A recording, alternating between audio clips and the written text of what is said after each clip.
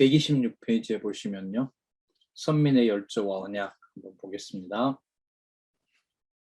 아까 얘기했던 부분들 한번 염두에 두시면서 볼게요. 창세기 1장 28절. 자, 그 다음 로마서 5장 14절이 나오네요. 자, 지금 그 세 번째 단락에 보시면은 두 번째 줄 끝에 이를 근거로 노아의 아들 셈의 후손인 선민의 열조와의 언약 승리를 계시하신 것이다. 이게 이제 36장까지 나타나 있습니다. 그리고 첫 아담이 타락을 했음에도 마지막 아담에 의해 성취해 주실 언약에 대한 예표로서의 모형과 그림자다. 타락 얘기가 나오고요. 타락했지만 마지막 아담 예수 그리스도의 성취해 주실 것에 대한 언약에 대한 예표로서의 모형과 그림자다. 로마서 5장 14절을 한번 보면요. 그러나 아담으로부터 모세까지 아담의 범죄와 같은 죄를 짓지 아니하는 자들이 외도 사망이 왕노릇하였나니 아담은 오실 자의 표상이라. 아담을 여기서 소개를 하고 있는데 지금 본문 내용에는 3대 언약이 아담에게 유지된다 이런 얘기가 아니고 무엇이 왕노릇했다 그래요? 아담과 같은 죄를 짓지 아니한 자들에게도 사망이 왕노릇했다고 하죠. 사망이 왕노릇했다고 얘기를 합니다. 그 사망이 왕노릇했다는 것은 어떻게 좀 이해하면 될까요?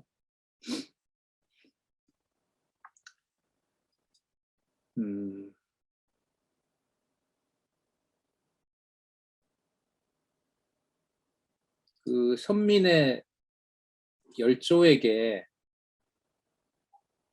아브라함, 이삭, 야곱에게 이 사람들은 모세의 율법 이전의 사람들이잖아요. 모세가 법을 받기 이전에 있던 사람인데 이들에게도 사망이 종노릇한 게 나올까요? 안 나올까요? 나와야죠. 아담이 범죄해서 3대 언약을 이룰 수 없었지만 여호와께서 3대 언약을 이루신다는 내용이 나온 것처럼 이스라엘 열조에게도 사망이 왕노릇하는 상황에다가 두고 하나님께서 언약하신 대로 이루어 가신다는 것을 보여주셔야 지금 로마서 5장 14절이 이루어지는 거 아니에요? 그죠? 사망이 왕노릇하는 내용이 바로 뭐냐면 아브라함이든 이삭이든 야곱이든 그들의 어떤 행위와 의지나 어떤 계획에 의해서 그 계획이나 그런 어떤 마음들이나 그런 행위들을 하나님이 그냥 그대로 버려두면 여호와의 이름이 그 열조들에게 계속해서 이어질 수가 있을까요? 없을까요? 없죠. 그렇기 때문에 이제 성경은 윤리 도덕적인 관점에서 설명이 안 된다는 거예요. 이게 연결이 되질 않아요. 그러니까 연결이 되려면 인간이 뭔가를 하고 인간이 뭔가를 또 하고 이렇게 연결을 시키려고 하면 성경은 연결이 될까요? 안 될까요? 절대로 안 돼요. 그러면 그런 어떤 인간이 주어가 되는 사건이 나오지 않느냐? 아니죠. 반드시 나오죠. 글로 기록한 사건인데 이 땅에 일어난 사건을 기록했는데 왜 안 나오겠습니까? 근데 그 기록한 글을 통해서 보여주려는 게 인간이 아브라함이 주어로 나온다 하더라도 아브라함이 하나님 앞에 의로운 의의 자손이 된다는 것을 가능하다는 걸 보여주려는 걸까요? 그렇지 않다는 걸 보여주려는 걸까요? 그렇지 않다는 걸 보여줍니다. 로마서 얘기를 좀 우리가 생각을 하면 율법을 문자로 기록한 것이 기록한 문자를 보고 의인이 될 수 있다는 걸 보여주기 위한 겁니까? 의인이 절대로 될 수 없다는 걸 알려주려는 겁니까? 후자인 거죠. 그러면 아브라함, 이삭, 야곱 사건을 타락과 연관해서 타락 이후에도 하나님께서 언약하신 대로 이루신다는 것을 보여주시려면 아브라함, 이삭, 야곱 사건에서도 사망의 종로로 탈 수밖에 없는 인간의 모습이 계속해서 드러나야 돼요.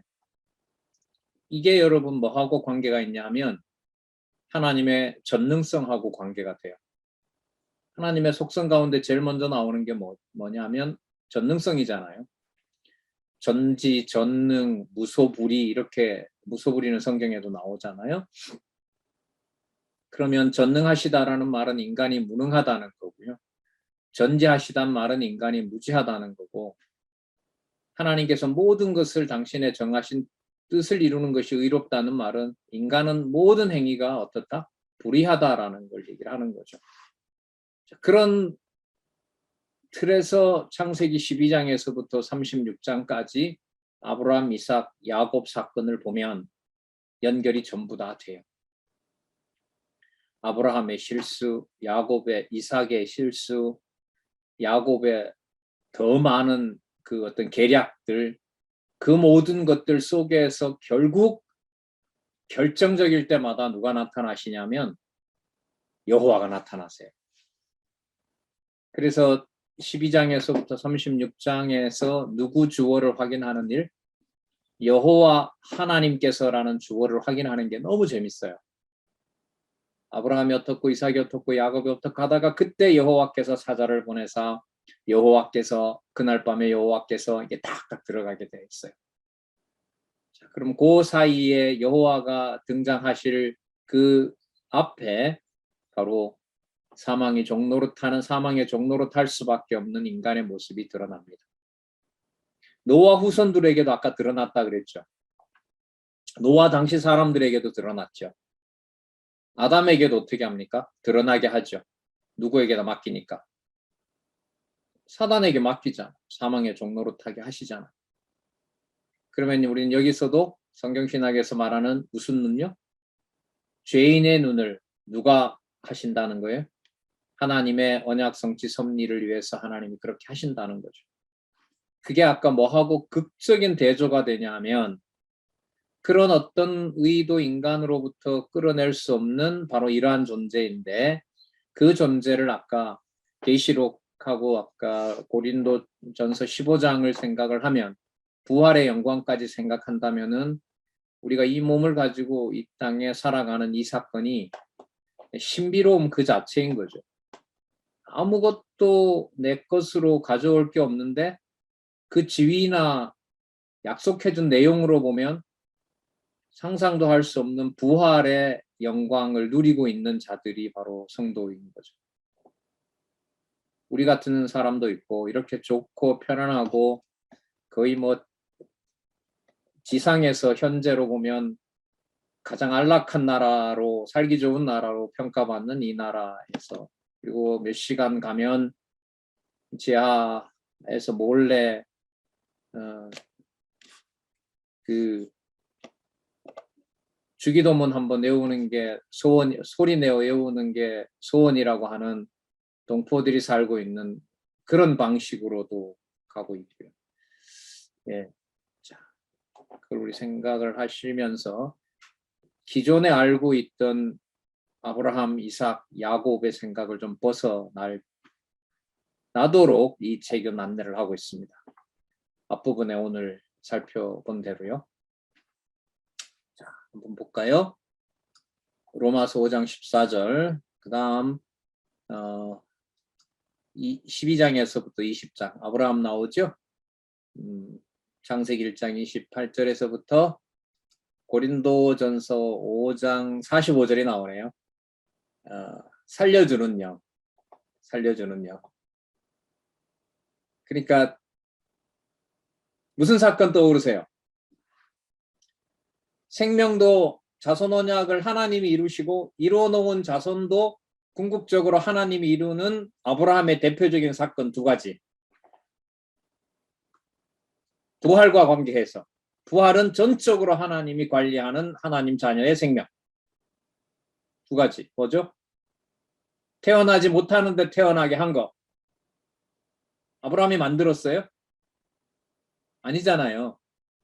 여러분 자녀는 여러분이 만들었고 여러분 교회는 여러분이 만드셨지만 아브라함 자녀는 아브라함이 만든 게 아니에요. 맞아요? 쓸데없는 소리 하지 말고 빨리 진도나 나가라. 이런 눈치신 것 같은데. 듣기 싫으세요? 듣기 싫다고 이제는 막 대들어요. 제발 하지 말라고. 또 한 사건은요. 이삭을 죽이라고 했는데 아무 저항도 없이 이삭을 드리게 한 사건. 두 가지 다 누가 하게 하셨죠? 여호와께서 하게 하신 거죠. 그러면 고린도전서 15장 45절이 맞네요. 살려주는 영과 관련이 되고 그 다음에 그렇죠. 살려주는 영하고 바로 연결이 되네.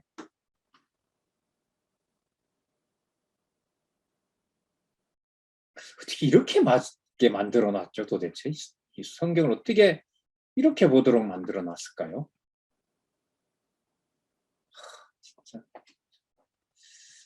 올라올 뿐입니다. 자, 12장에서부터 14장 가나안 땅을 땅 언약부터 먼저 주죠. 아브라함에게는. 자, 창세기 1장 28절. 그 다음 창세기 9장 1절. 자, 누구 사건 들어옵니까? 노아 사건 들어오죠? 노아 사건의 그 종말적인 의미뿐만 아니라 부활적인 의미까지 우리는 이미 노아에서 다 설명을 했어요. 이미 다 연결을 시켰습니다. 자, 그 다음 계시록 21장 1절이 나오네요. 내가 또 새 하늘과 새 땅을 보니 처음 하늘과 처음 땅이 없어졌고 바다도 다시 있지 않더라. 아브라함에게 처음 땅과 처음 하늘은 어디를 말하는 걸까요? 그림자이긴 하지만 갈대아 우르겠죠. 그리고 화란이고. 그리고 새 하늘과 새 땅은 어딜까요? 가나안 땅이겠죠. 자, 가나안 땅을 약속을 해주시는데 그 가나안 땅에 대한 권리를 아브라함이 지킵니까? 아브라함이 지키지 못하도록 합니까? 지키지 못하도록 하죠. 어떤 방식으로 합니까? 하나님이 데려다 놓고 하나님이 기근을 주는데 어떻게 가나안에 삽니까? 어디로 그 누구 탓이에요? 가나안에 잘못 데리고 온 아브라함 때문에 아브라함의 가족들이 생고생을 한 거잖아요. 자꾸 사람 탓 제발 좀 하지 마세요. 이렇고 저렇고 그냥 입을 잠시 본드로 붙이시는 게 좋을 것 같아요. 집에 오면 점점 말수가 줄어들어요. 조만간 아마 안 들어올 것 같아요. 부끄러워가지고 요즘 못 들어오겠어요. 과목이 로마서다 보니까 더 창피하고 자꾸 오니까 먼저 태어났답시고 자꾸 갑질하려고 그러고 자꾸 간섭하려고 그러고 아무 소리 안 하고 뭔가 해도 얼굴에 다 읽히죠. 그죠? 청소 왜 안 해? 이러는 건데 지가 가서 청소해요. 기쁘게 하는지 열받아서 하는지 얼굴에 보면 알아요, 몰라요? 알죠? 안 할라니 괴롭고 하려니 승질나고 성경 보려니까 쪽팔려서 창피해서 못 보겠고 이래도 죽겠고 저래도 죽겠고 그래서 저만 그러시길 바랍니다. 여러분은 거룩한 성도니까 그렇게 안 하시리라고 봐요. 제가 오늘 좀 실없는 소리를 하는 게 이게 너무 큰 얘기가 나와요. 지금 이 아브라함 사건에서부터 보면 고린도전서 5장 15장 45절 자 거기 잡았잖아요. 그 다음에 9장 1절 노아 사건 들어왔잖아요. 넘겨보세요. 계시록 21장 1절이잖아요. 그러니까 이 장소 이동을 단지 한 게 아니에요. 그걸 설명을 드릴게요. 갈대아 우르에 있던 아브라함과 성경에 갈대아 우르에 있었다고 하죠. 우상장사에 갈대. 그 다음에 가나안으로 가라고 해서 당장 온 것도 아니에요. 하란에 잠시 머무는데 거기서 아버지가 죽죠. 그리고 또 다른 가족도 죽고 그래서 조카 롯을 데리고 오도록 합니다. 그러면서 나타났던 여호와께서 계속해서 이제 아브라함 죽을 때까지 75세에 나타났던 여호와께서 계속 아브라함에게 나타나는 거예요. 나타나서 알려주시고 몸은 가나안에 왔는데 가나안에 온 것 이상으로 가나안에 있다가 기근이 생겨서 애굽에 가서 부인을 누이라고 속이는 아주 창피한 일을 겪게 하는 과정에 점점 더 많아지는 것, 더 확신해지는 것은 뭘까요? 여호와가 누군지가 확실해지는 거예요. 그런 의미에서 좋고 나쁘고 이게 아니에요. 좋고 나쁘고 이런 게 없어요. 좋은 건 단 하나밖에 없어요. 여호와를 알게 하시는 것밖에 없어요. 이렇다 저렇다 가정교회에서 따지고 네가 잘했다 참 이번에 수고했다 이 말도 잘 못하겠어요. 우리 기말고사 치거든요. 성적 잘 받았다 뭐 하는데 수고했다라고 하는데 이것도 쓸데없는 말이다 막 이런 극단적인 생각까지 들고요. 성경 공부 시키려니까 말은 안 들으니까 또 여름 받고 또 이런 거죠. 참 어쩔 수가 없네.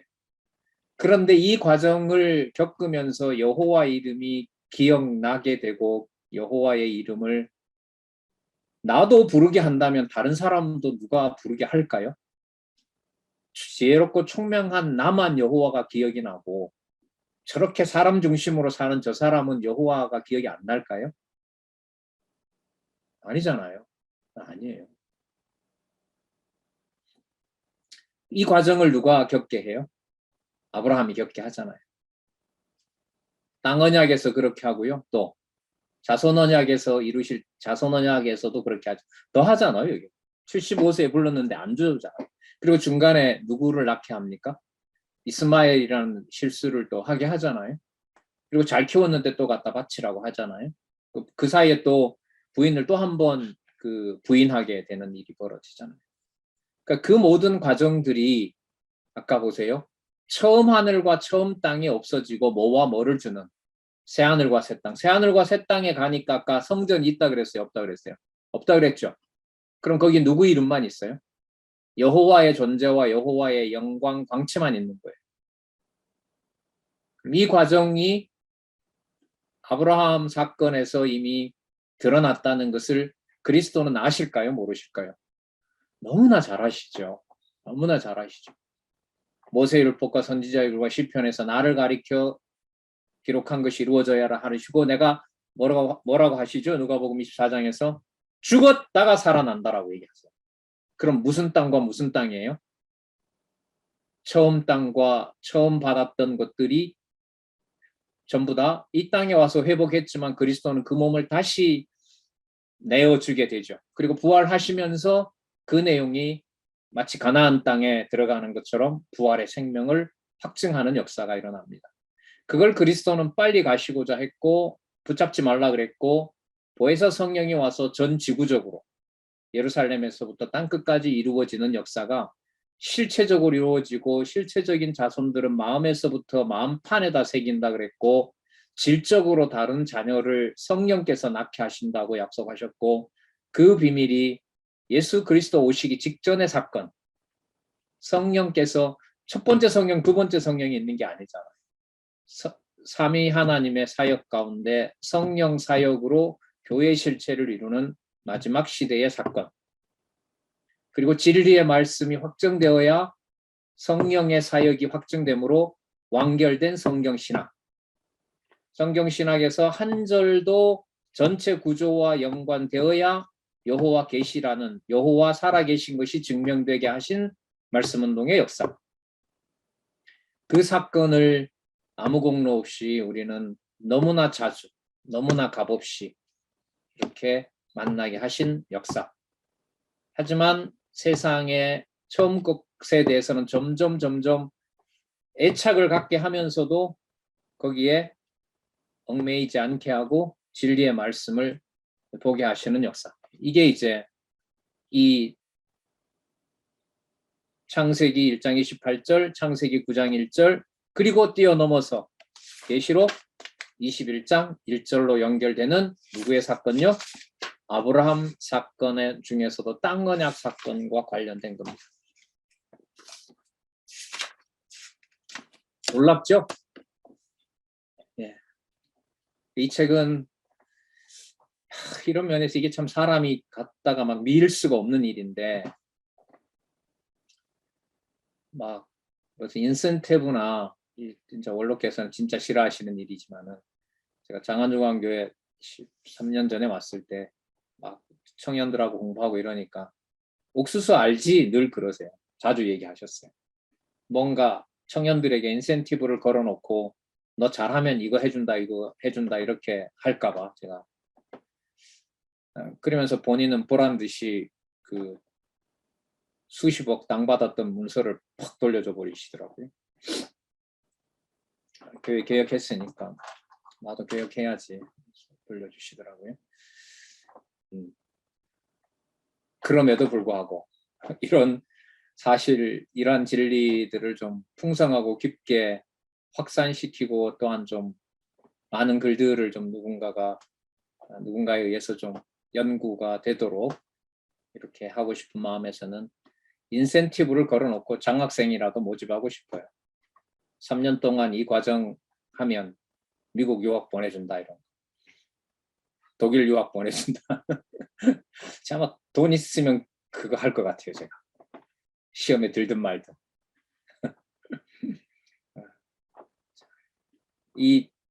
여기에 이 연구된 이 성경 연구 방법론의 이 엄청난 이 과정을 여러분들이 보고 계시기 때문에 여러분 이렇게 아브라함을 공부해 본 적이 있어요? 없잖아요. 이렇게 안내해 준 데가 어디 있습니까? 없다고요. 아브라함 사건이 현재 내가 살아가는 교회 생활의 실체와 맞닿아 있다라고 하는 것을 어떤 기독교 성경 교사가 안내를 해줬습니까? 그런 적이 없죠. 자, 창세기 13장이요. 자, 볼게요.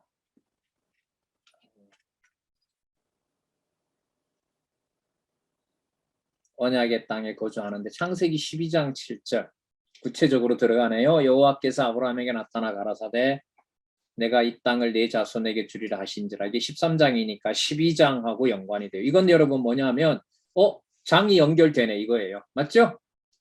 13장을 보는데 12장의 근거가 나와요. 그러면 뭐가 연결이 된다는 거예요? 12장과 13장이 연결된다는 거잖아요. 주어가 누구이기 때문에 연결된다고요? 아브라함이기 때문에? 아브라함 사건이기 때문에요? 아니죠. 여호와 하나님이시기 때문에 연결이 된다는 거예요.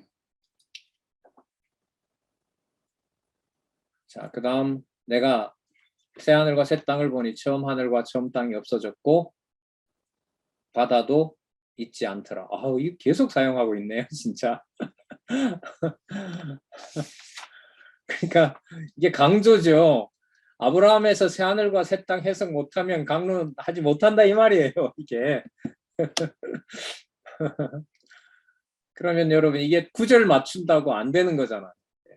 그럼 어디서부터 따라와야 돼요? 강론집 1권에서 창세기를 강론하면서 전체를 보는 아까 세 번째 단락에 성경 전체 근거를 어떻게 마련하고 그 내용에 무슨 구절을 넣는지를 다 연결해야 가능하잖아요. 저도 이쯤 되면 저기 앞에 1장에 뭐가 나오는지 가물가물해요. 그때 무슨 얘기 했는지는 모르겠어요. 무튼 그때 준비해서 이렇게 했지만 하지만 이걸 누군가가 연구해서 기록해 놓으면 계속 보존이 되잖아요. 그래서 제가 볼 때는 이제까지 글쓰기로 연구한 것에 이제 이 기준선이 생겼다고 봐요. 성경신학 이전과 성경신학 이후의 연구가 저는 다르다고 봐요. 성경신학 이전의 신학 연구는 성경을 단편적으로 인간 중심적인 인간 구원에 맞춰서 사용한 거라면 성경신학 이후의 글쓰기는 글자 하나하나 모든 의미가 뭐에서 나오지 않으면 안 된다는 걸 보여주니까 성경 전체와 성경 말씀에서 나오지 않으면 안 된다는 것을 보여주기 때문에 물론 그건 성령의 역사예요. 사람의 역사는 절대로 아니에요. 일어났다면 성령의 역사고 그 공이 크다 해서 그 사람이 영원히 보존되는 것도 아니에요. 여러분 보셨잖아요. 20년, 30년 해도 순간 버려버려요. 하나님께서. 저도 어떻게 하실지 모르죠. 참 이게 너무너무 냉정하죠. 세우고 넘어지게 하는 이 역사가. 자, 13장에 나온 것 한번 생각하고요. 14장은 잘 아시는 연합군을 쳐서 승리하는데 롯 조카 롯의 사건으로 창세기 13장 14절과 15절이 나오네요. 이것도 연결이 된다는 거네요. 자, 그럼 이거는 저희가 이제 이 아브라함 사건을 보게 된 아주 흥미롭게 보게 된 건데 지금 아까 12장, 13장, 14장이잖아요. 아브라함의 사건으로 맞춰도 재미가 있어요. 흘러가긴 가요. 그런데 해석은 안 돼요.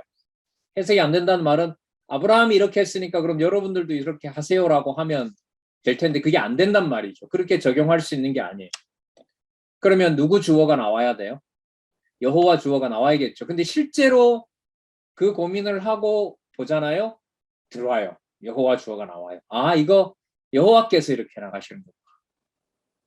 그럼 그게 정리가 되면, 그게 확신이 생기면 삶의 모든 연결에 그 연결시키는 고리도 누구 쪽으로 가서 생각을 하게 될까요? 여호와 쪽으로 가서 생각을 하게 돼요. 여호와 쪽으로 가는데 중간에 또 사람 넣어버리면 여기서 이제 평지풍파가 일어나는 겁니다. 대립이 일어나고 갈등이 일어나게 되고, 하나님 그렇게 하시죠. 뭐 분국시키고 일탈시키고 또 뭐 가족도 와해시켜 버렸는데 하나님께서 못 하시겠어요. 그럼 우리에게 성경 신학이 개인적으로 유익해서가 아니라 위대하다는 것은 그때 쌓아놨던 바벨탑처럼 모든 게 무너져도 아브라함이 범죄해서 언약을 지킬 만한 자가 안 된다 하더라도 여호와의 이름이 기억나고 보존된다는 것이 엄청난 은혜입니다. 이게 성경신학을 통해 하나님이 그렇다고 밝혀줬기 때문에 그 일은 반드시 일어나게 되어 있어요. 단지 뭐 은혜 받았다 이런 말이 아니에요. 그러니까 넘어지면서 버리는 자가 있는가 하면, 넘어지면서 남 탓하면서 계속 평생 살게 하는 사람이 있는가 하면, 교회 생활을 하면서도, 아니면 진짜 자기중심적이었다가 진리의 말씀을 보고 하나님이 해 가신다라는 것으로 열매를 맺게 하시는 것도 가능하죠. 그게 그리스도가 씨 뿌리는 비유에서 말씀하셨으니까. 연합군 진멸 사건 13장 14절 15절이죠. 볼까요?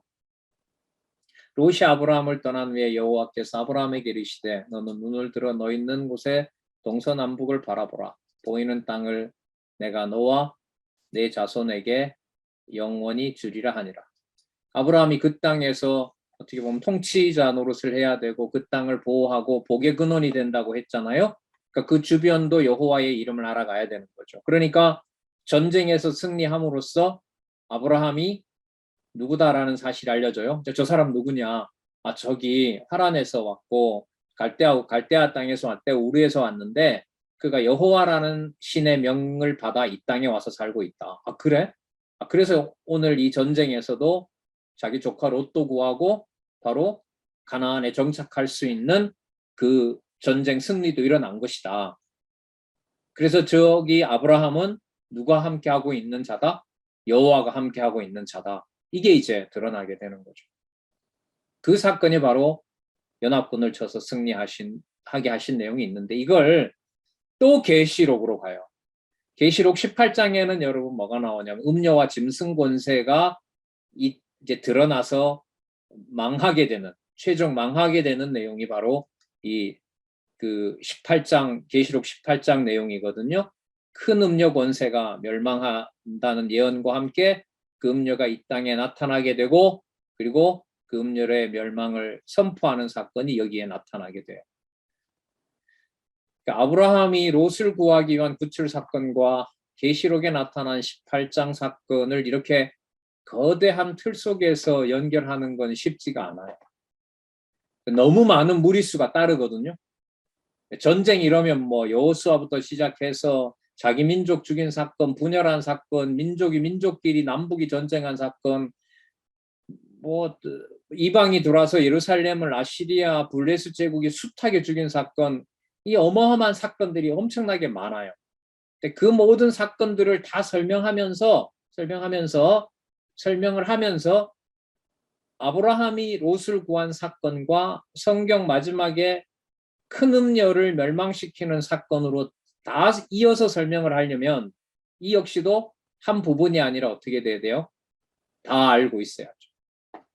내용도 다 연결이 돼야 되고 어떤 부분에 질문이 오더라도 다 설명을 할 수 있어야 돼요.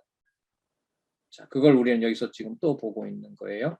자, 계시록 18장.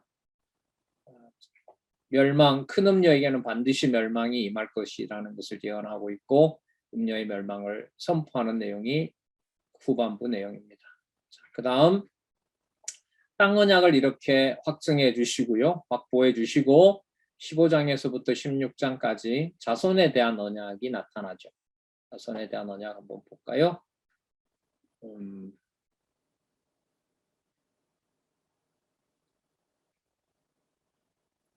창세기 1장 28절. 자, 그 다음에 계시록 7장 9절.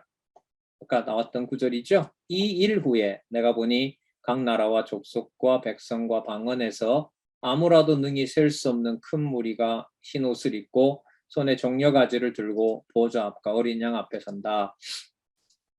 자, 이 내용이 뭐하고 관계 있냐 하면 자손에 대한 언약과 관계가 있습니다. 그러면 아브라함의 아담에게 언약했던 내용이 아까 계시록 7장과 연관이 된다면은 아브라함에게 자녀 주는 사건은 누가 만들어낼 영원한 생명을 가진 자녀를 말하는 걸까요? 여호와께서 만들어낼 영원한 생명에 대한 사건을 아브라함에게 누구 사건에 비하면 어떤 사건에 비하면 꽤 긴 사건이죠. 단일 인물에 대해서 12장, 13장, 14장, 15장, 16장, 18장, 19장, 20장 분량으로 봐도 꽤 많은 내용이죠. 아담보다가 훨씬 많고요. 그러면 그 모든 과정들이 여기서 근거를 든 내용과 연관을 좀 해보면 뭐와 관계가 된다고요? 영원한 생명을 가진 최후의 완성하실 나라, 그 나라의 백성을 아브라함의 자손 언약 성취 섭리에서 보여주고 있는 겁니다. 그게 그럼 무슨 과정일까요? 신령한 자손에게 영원한 생명이 무엇인지를 깨닫게 하는, 또 양육의 단계로 보면 영원한 생명으로 전심 갑주를 입게 하는 바로 그러한 일들이 아브라함에게 자손 언약을 해주시는 내용에 나타난다는 거죠. 그 내용의 핵심이 아까 말씀드린 대로 누가 태어나게 한다는 거예요? 하나님이 낳는 거잖아요. 아브라함이 낳은 게 아니잖아요. 아브라함과 사라가 생산할 수 없는 상황인데 하나님이 만들어내신다고 할 수가 있겠죠. 그게 그러니까 뭐에 대한 예표다? 계시록에 나타난 영원한 생명을 가진 바로 그러한 하나님의 자녀에 대한 예표다. 자, 이렇게 연결이 됩니다. 15장에는 사도행전을 여기서 또 한 번 언급하네요.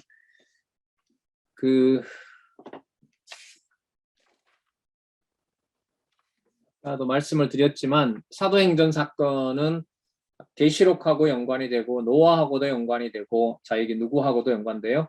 아브라함하고도 연관되죠. 그 노아 시대 때 그렇게 노아 식구들을 만들어내고 또한 구원해 주시고 나중에 생육하고 번성했지만 다시 흩어버림으로써 세세 족보를 하나님께서 관리하시는 거. 자, 그다음 거기서 언약 자손이 태어나게 하는 거. 하지만 아브라함을 부를 때는 그 아브라함의 어떤 성경을 보고 부른 것이 아니다라는 거. 자, 그러면 그 사도행전에 나타난 예루살렘 교회에서부터 로마 교회를 세우는 그 모든 과정들을 살펴볼 때 그 모든 과정들은 아까 우리 살펴봤던 대로 누가 태어나게 하고 누가 준비해 놓은 자식이라고 할 수 있죠. 여호와께서 그렇게 놓으신 거죠. 그럼 교회는 그런 면에서 보면 그리스도께서 잃어버린 양을 찾는 과정이라고 했지만은 그런 단계로 보면 그런 자녀를 이 땅에서 찾아서 하나님 나라 준비된 나라에 백성으로 지금 모아가는 과정이라고 해도 과언이 아니겠죠. 지나치지 않겠죠. 자, 다음 16장에 보시면 하갈이 아들을 출산합니다. 실수하게 하시죠. 자, 창세기 9장 25절. 이에 가로되 가나안은 저주를 받아 그 형제의 종들의 종들이 되기를 원하노라. 하갈 태어난 게 노아 사건이 이루어진 걸로 보네요. 그때 보면 그 아브라함의 셈족 내에서 셈족과 함과 야벳 관계에서 뭐가 일어난다 그랬죠? 지배와 종속 관계가 일어난다 그랬죠. 누가 누구를 지배하고, 이게 그러니까 뭐하고 관계되냐면 통치 언약하고 관계가 되는 거죠. 누가 누구를 지배하고 통치하고. 그리고 또 하나는 아브라함이 뭐의 근원이 된다 그랬죠? 복의 근원이 된다 그랬죠. 그러면 아브라함이 복을 주면 뭐가 되고, 복을 받게 되고, 아브라함이 뭘 하면, 저주하면 저주를 받게 되어 있는 거예요. 그럼 이 사건에서 하갈의 그 소생이 태어나게 한, 하갈에게 자녀가 태어나게 하는 이 사건은 아브라함에게 해주었던 자손 언약일 뿐만 아니라 그 자손에 대한 통치권까지 모두 이루어지는 거죠. 하갈과 이스마엘을 내어 쫓을 때 저주했어요? 복 줬어요? 내어 쫓은 건 그냥 저주해서 내어 쫓은 것 같지만 하갈과 이스마엘에게 한 약속으로 보면 어떻게 됩니까? 엄청난 나라를 세운다고 약속을 합니다. 그러니까 누가 복을 주겠다고 한 대로 그대로 복의 근원이 되게 하세요. 여호와께서 복의 근원이 되게 하셨다는 약속대로 이스마엘과 하갈에게 그런 축복을 하게 됩니다. 그게 지금 뭐하고 관계되냐면 노아에게 약속했던 사건과 관계가 된다는 겁니다. 노아의 사건은 셈과 함과 야벳이고 지금 하갈과 아브라함의 관계는 셈족 내에서의 일인 거죠, 사실.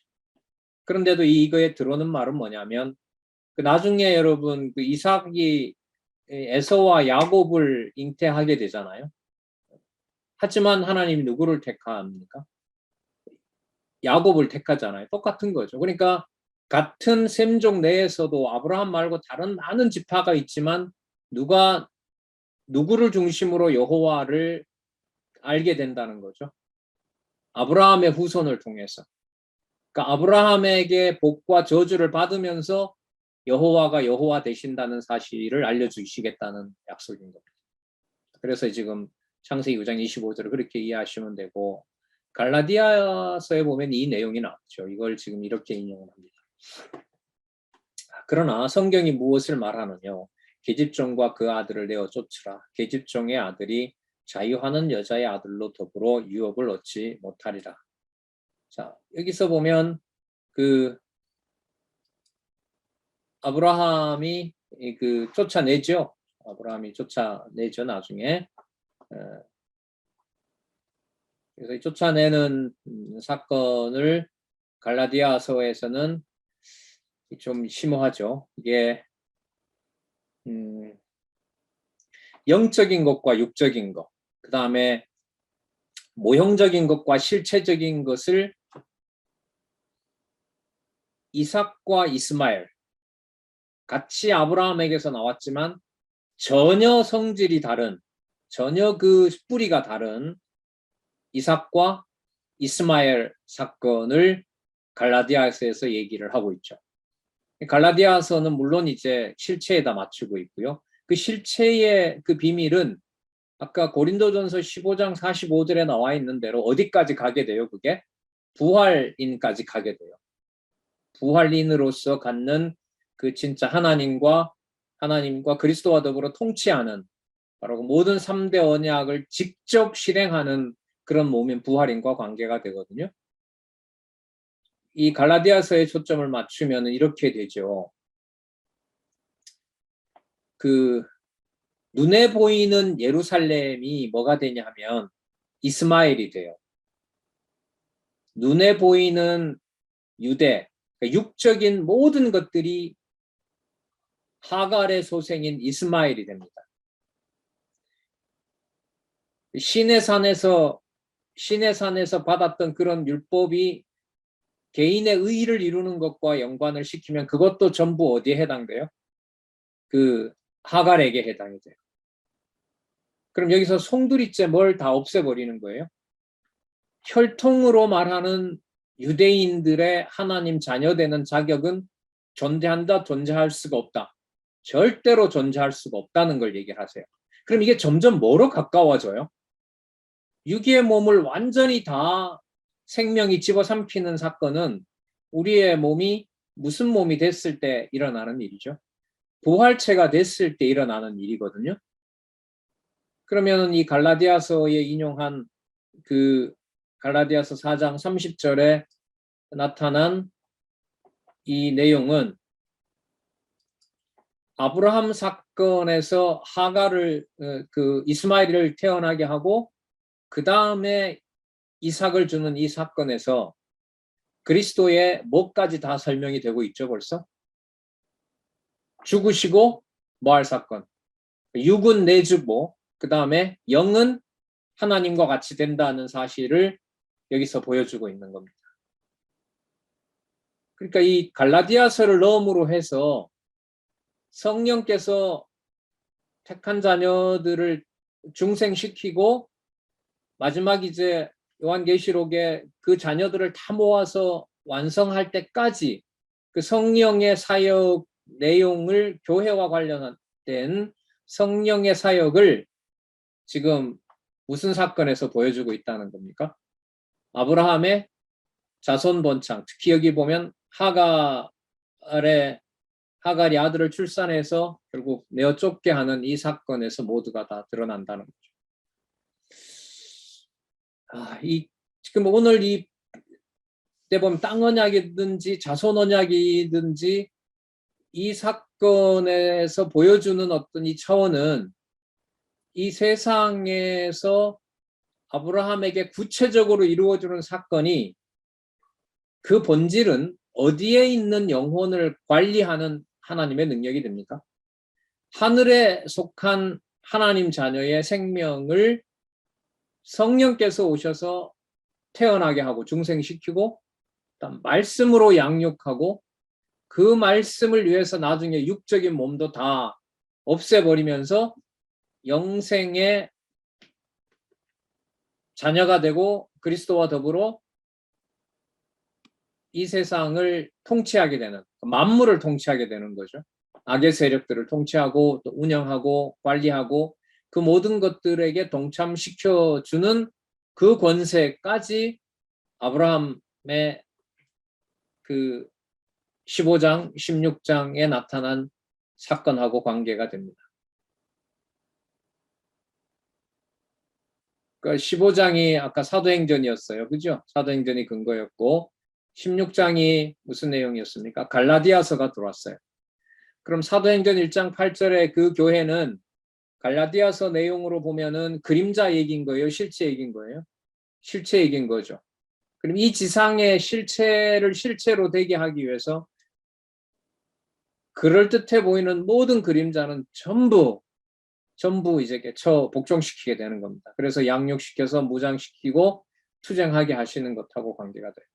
근데 그 전까지는 그 무기가 일부 갖다가 썼을 뿐이에요. 성경에서. 나머지 것들은 쓸 수가 없었어요. 저거 가져오면 안 되는 걸로, 우리에게 안 맞는 걸로. 그러나 성경신학에서 여호와를 깨닫게 하는 말씀으로 보면은 읽을 수 없거나 읽어서는 안 되거나 뭐 적용이 안 되거나 하는 그런 말씀이 있다는 거예요? 없다는 거예요?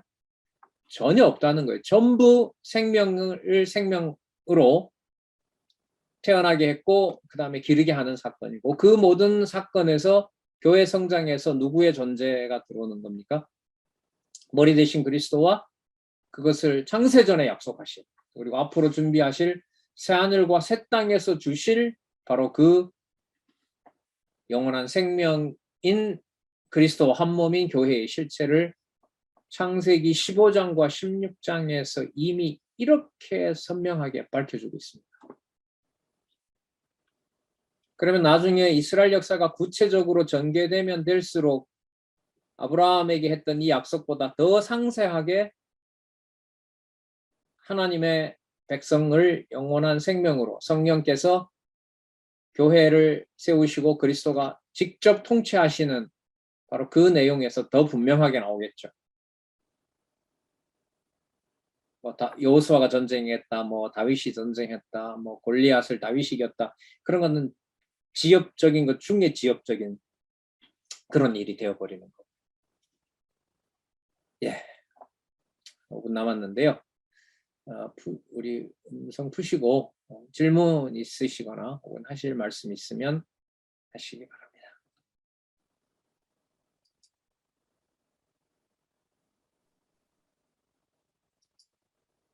네.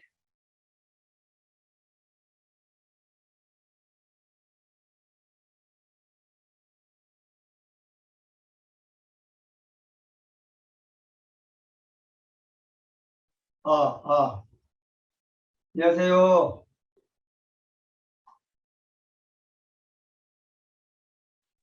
안 들리는 거만. 마이크 잠깐 가까이 하시고 말씀하세요. 잘 안 들리는. 아니요, 잘 들려요. 말씀하세요.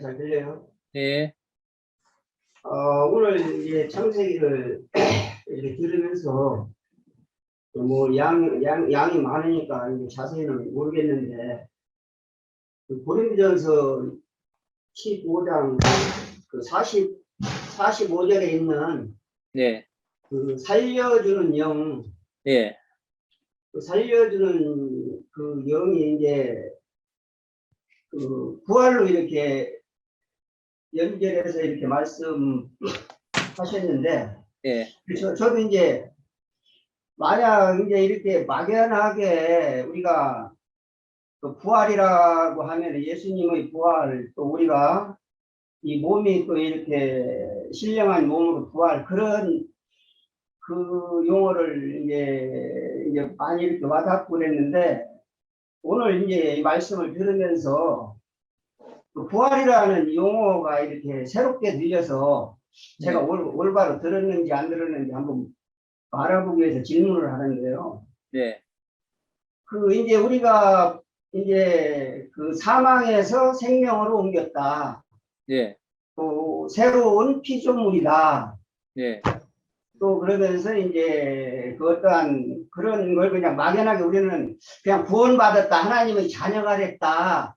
이제 그렇게 생각했는데 네, 오늘 이렇게 말씀을 들으면서 살려주는 영, 그 네, 사망에서 생명으로 옮긴 그걸 갖다가 이제 지금 부활이라는 그 용어를 연결해 갖고 네, 이렇게 말씀하시니까 아하 이게 진짜 그 하나님의 자녀가 된 그것이 네, 참 영적으로 이 사망에서 생명으로 새로운 피조물이 된 그 영적인 그 부활이라는 용어를 그래서 하나님의 자녀가 됐다는 것이 이제 영적으로 부활이 됐다. 그리고 우리가 몸은 이제 주님의 그 어떠한 우리가 이 세상 육의 몸을 벗고 이제 주님 품에 갔을 때의 어떠한 몸의 부활이 있지만은 지금 이 세상에 현재 이 세상에 살면서의 이거 어떠한 그 부활의 그 생명 그 사망에서 생명으로 옮긴 그 부활의 생명을 누리는 그것이 정말 참 택한 백성들에게 이거 어떠한 특별한 특권이다 해서 부활이라는 용어를 저는 그렇게 말씀을 들었는데 그게 맞는가 틀리는가? 예. 새롭게 들어왔다고 하는 건 일제 더 가까운 추상적인 개념이 아니라 이제 구체적인 교회 생활과 연관이 된다는 걸로 좀 받아들이고요. 다시 말씀드리면은 노아 당시에 심판하면서 노아를 살리신 사건, 그 다음에 생육하고 번성하게 하지만은 흩어 놓으면서 다 붕괴시킨 것 같지만 거기서 또 언약 자손을 옮는 사건, 그리고 그리스도의 몸을 내어주면서 그 다음에 그리스도를 부활시킨 사건. 하나님의 교회가 창립하지만은 6인 이스라엘을 하나님께서 분열시키면서 한 사건, 교회를 세운 사건, 여러분과 제가 가지고 있는 부분에서 하나님의 부활로 깨닫게 되는 것은 육적인 모든 것을 제거하면서 그게 다른 어떤 뭐 하나님을 경외한다 이런 차원이 아니라 오늘 사건에서 본다면은 그게 무엇의 영광으로 지금 들어온다는 것을 알려주고 있는 거죠. 부활의 영광으로 들어온다는 것을 알려주고 있다는 거죠. 그러니까 단지 죽는다 산다, 이제 하나님이 기억난다 이런 차원이 아니라 고린도전서가 들어가게 되면은 바로 그게 그리스도가 부활한 사건의 증거가 된다는 거죠. 여러분과 저에게 임하신 성령은요, 그리스도를 처녀의 몸에서 잉태하게 한 성령일 뿐만 아니라 그리스도를 어디에서 살려내신 능력이기도 합니까? 죽음에서 살려낸 영원한 생명을 가지고 계신 능력이 성령이잖아요. 그 성령이 여러분들과 저에게 내주한다는 사건은 하나님 여호와를 올바르게 기억나게 하는 그 사건에서 우리의 생명이 그리스도가 부활하신 사건처럼 어디에 속한 생명이 되는 거예요? 하늘에 속한 생명이 된다는 그런 사건이 된다는 거죠. 그러면은요, 아브라함도 부활을 알았다는 얘기예요? 몰랐다는 얘기예요? 알았다는. 히브리서에서 실제로 증거하고 있잖아요. 아벨은 돌에 맞아 죽으면서 부활을 알았을까요? 몰랐을까요? 알았어. 알았죠. 성경에 나오잖아요. 아벨의 흘린 피부터 사가랴가 흘린 피까지 너희들 형제를 죽인 그 피값이 바로 부활하신 그리스도에 대한 예표로서 모형과 그림자라고 하니까요. 그래서 우리가 부활신앙 하는 게 고생하면 나중에 낙이 온다 이런 게 부활신앙 아니에요. 요즘은 다 대부분 그렇게 가르치죠. 그러니까 죽는 관계로 보면 매일매일 사망의 종로로 타죠. 우리가 공부하는 이 시간은 사망으로부터 완전히 해방된 시간입니까? 아니죠. 온갖 판단들을 다 하는데 누가 지배하는 거죠? 사망이 지배하죠. 그런데 듣게 하시는 진리의 말씀이 우리를 사망 권세에다 내어주질 않아요. 왜? 누가 부활하셨기 때문에.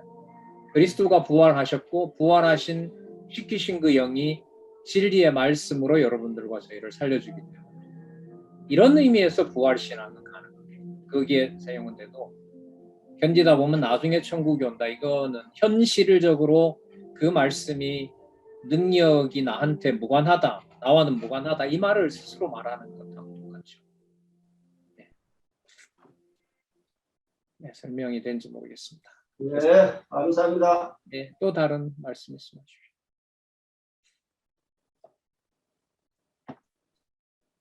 없습니까? 네, 수고를 하셨습니다. 그러면 기도하고 마치도록 하겠습니다. 하나님 감사합니다. 담을 수도 없고 또 들었다 하더라도 감당할 수 없는 성경의 이 너무 놀라운 진리를 다시 한번 이렇게 또 경험할 수 있게 해주셔서 감사합니다. 담고 싶고 보존하고 싶고 살아계신 여호와 하나님을 매 순간 어떤 환경에서도 인정하며 찬양하며 살고 싶습니다. 허락하신 성경신학으로 성경의 절대 권위를 깨닫게 해주셨습니다. 더욱더욱 무슨 상황, 어떤 시에서도 어떤 시간에서도 진리의 말씀 상고하는 주의 자녀들 될 수 있도록 하나님 보호해 주시옵소서. 간절히 소원합니다. 예수님의 이름으로 기도드렸습니다. 아멘. 네, 수고들 하셨습니다. 수고하셨습니다. 감사합니다.